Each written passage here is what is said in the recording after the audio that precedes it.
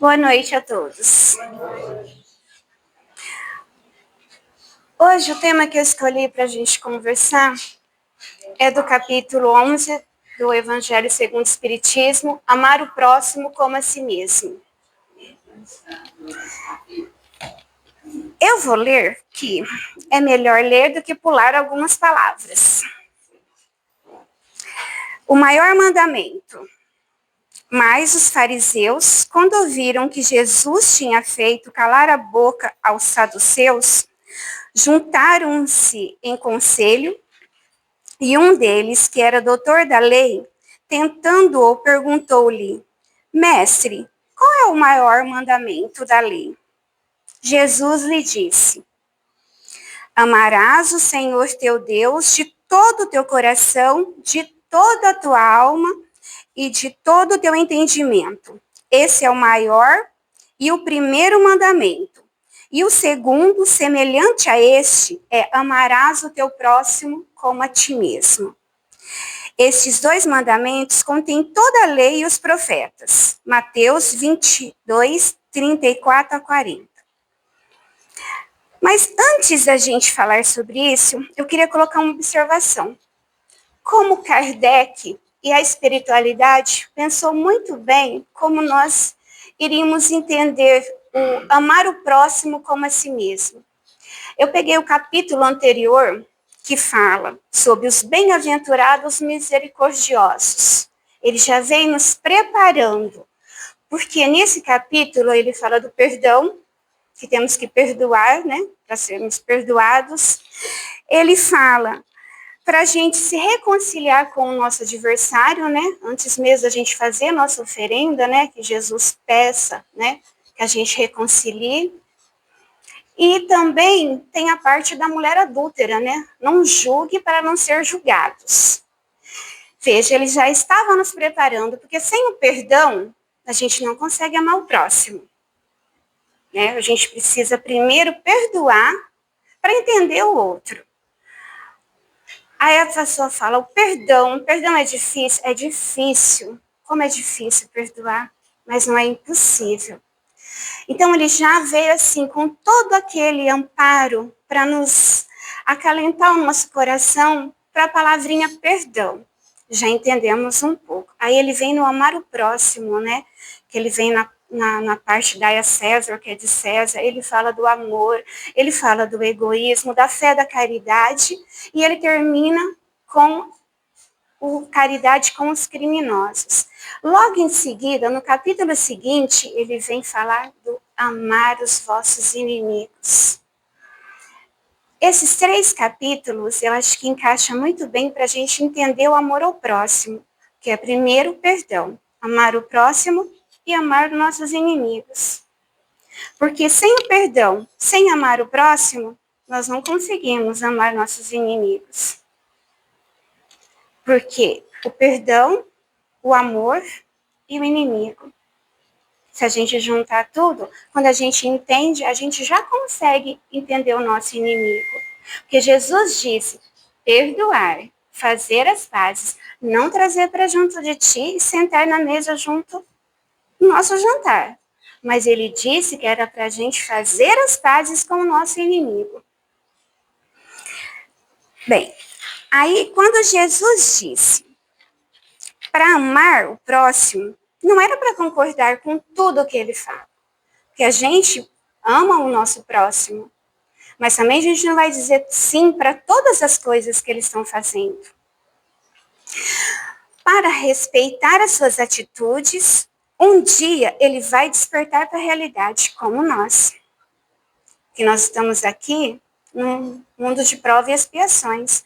Uns mais elevados, outros mais atrasados, mas um dia todos vão chegar à perfeição. Porque o próximo também é filho de Deus. Aí vem a pergunta, quem é o meu próximo? O meu próximo é meu pai, minha mãe, meu marido, meus filhos. Quem é o meu próximo? No capítulo 15, fora da caridade não há salvação, o doutor Daler pergunta para Jesus de novo. Quem é o meu próximo? E Jesus passa a parte do bom samaritano. Quando ele pergunta, quem é meu próximo? Jesus disse, um homem baixava de Jerusalém a Jericó, caiu nas mãos dos ladrões e o roubou, e o deixou ferido, quase morto. Logo ali passou um sacerdote, mas olhou, seguiu.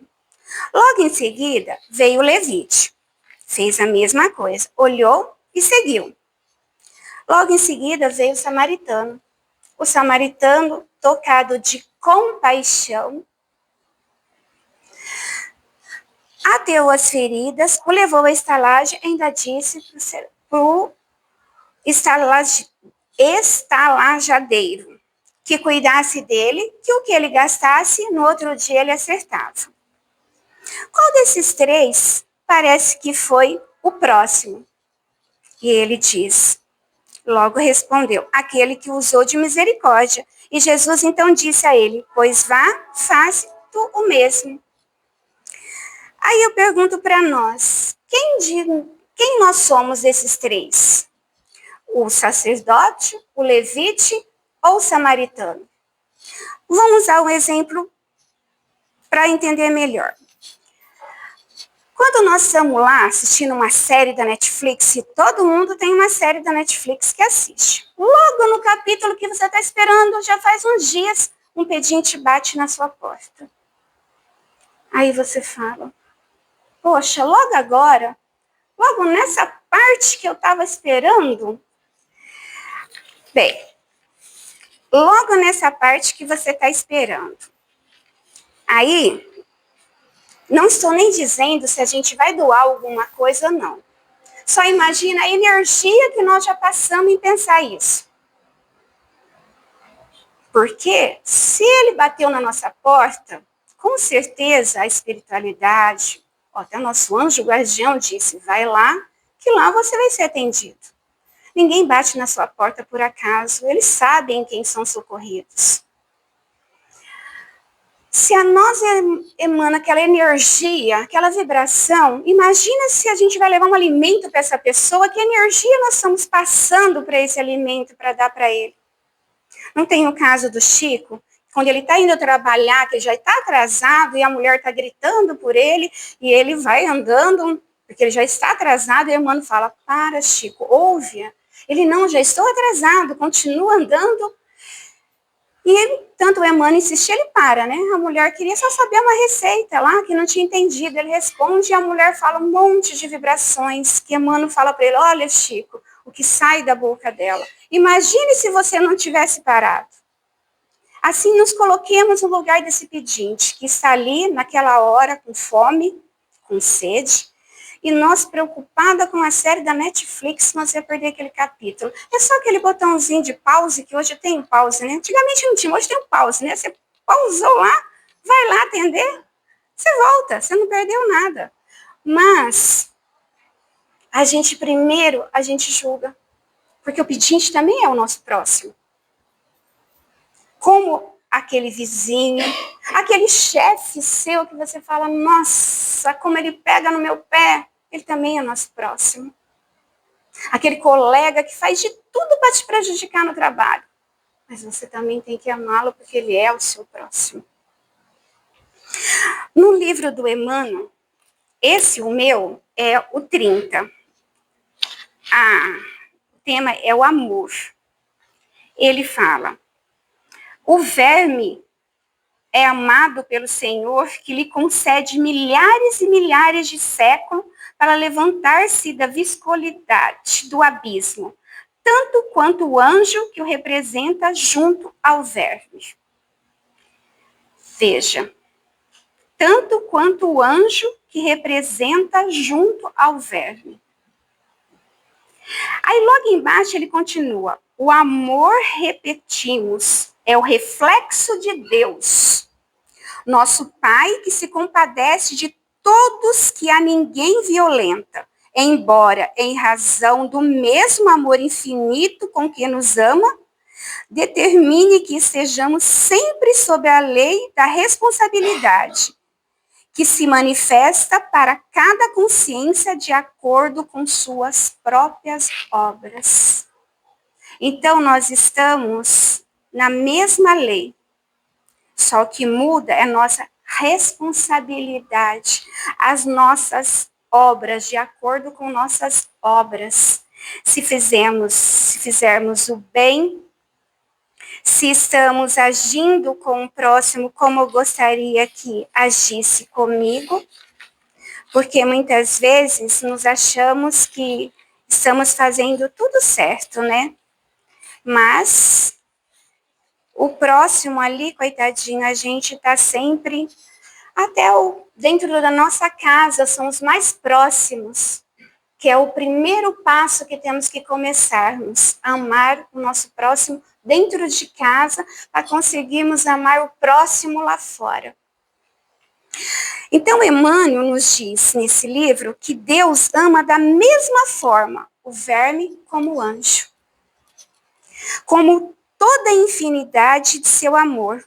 Só que a diferença aqui é nas suas obras, porque tanto o verme quanto o anjo, ou seja, todos nós estamos sujeitos à lei da responsabilidade. De acordo com nossas obras, nós estamos no estágio de nossa evolução. Cada um está num grau de evolução. Um está mais atrasadinho, outro está mais adiantadinho, mas todos nós estamos em evolução. Mas o amor de Deus é o mesmo. O mesmo é o amor de Deus, ele é maior, ele não é nem menor para um, nem menor para outro, ele é igual. Ele nos ama igual a todos. A diferença, então, o que é? A diferença de Deus, do amor. Tem. O tempo que nós temos aqui na Terra é nossa jornada. A forma como cada um de nós aproveita suas reencarnações. Essa é a diferença. Que cada um tem uma jornada. Nós já planejamos essa jornada lá em cima, né? É que às vezes quando a gente chega aqui, a gente acha ela tão pesada, a gente fala, não, eu não pedi isso não. Vamos dar uma mudadinha, nós temos nosso livre-arbítrio para fazer isso. E a gente acaba às vezes mudando e achando que a gente está facilitando e às vezes a gente está complicando ainda mais. No Livro dos Espíritos, na pergunta 919, qual o meio prático mais eficaz para se melhorar nessa vida e resistir ao arrastamento para o mal? Um sábio da antiguidade vos disse, conhece-te a ti mesmo. Conhecer a nós mesmos. A reforma íntima, né? Porque nos conhecermos tem que ser de dentro para fora. Porque se a gente fala, nós reformamos, mas por fora, qualquer uma palavrinha que o outro diz, a gente já perdeu o controle. Nós não fizemos a nossa reforma. Quando a gente faz totalmente a nossa reforma, a gente analisa o assunto, a gente analisa a situação para depois respondermos. Na 919A, compreendemos toda a sabedoria dessa máxima, mas a dificuldade está precisamente em se conhecer a si próprio. Qual o meio de se chegar a isso? E Santo Agostinho que nos responde. É uma pergunta longa, eu vou ler só um pedacinho, mas vale a pena ler, que é interessante. Fazei o que eu fazia quando vivi na terra. No fim de cada dia, interrogava a minha consciência. Passava em revista o que havia feito e me perguntava a mim mesmo, se não tinha faltado ao cumprimento de algum dever. Se ninguém teria tido motivo para se queixar de mim. Foi assim que cheguei a me conhecer e a ver o que de mim necessitava de reforma.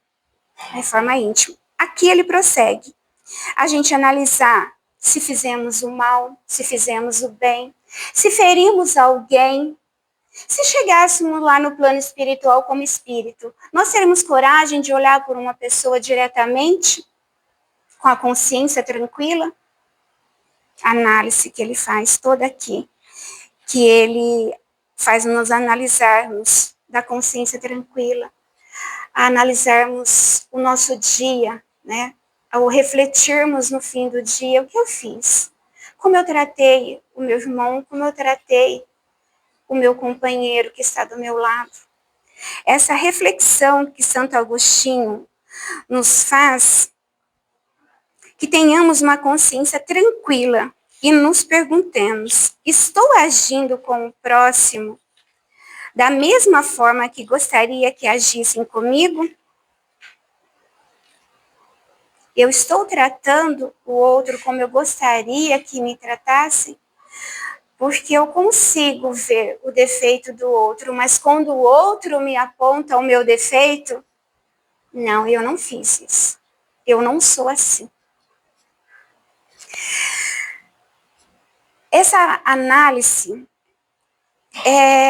de chegarmos a nos perguntarmos, né, quem eu sou, né, que é a pergunta que nós teríamos que fazer todos os dias, né, o que Santo Agostinho aqui nos refere a nos analisarmos, né, como nós passamos o nosso dia, como nós nos comportamos, vamos ao tempo agora, né, um trânsito, né, tão agitado que ultimamente está tendo aqui em Rio Preto, né, e no nosso trabalho, a correria, né, de sairmos correndo, chegar e encontra aquele companheiro que não está muito bem, ele quer desabafar com você e você logo fala, não, de novo não.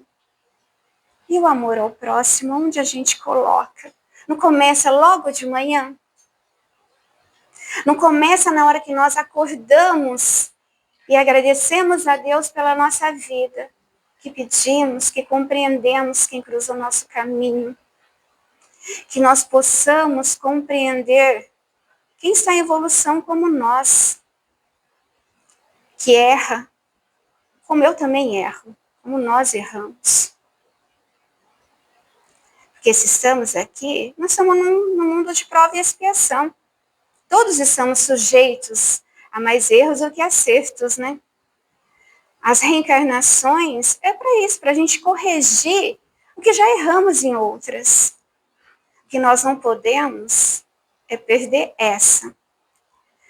Então, essa passagem de amar o próximo como a si mesmo é o refletir sobre nós. Né? Não faça outro o que não gostaria que fizesse comigo. Não trate-o como não gostaria que me tratasse. E se o seu chefe te trata, seu colega, analisa como foi o dia dele, como foi a noite dele.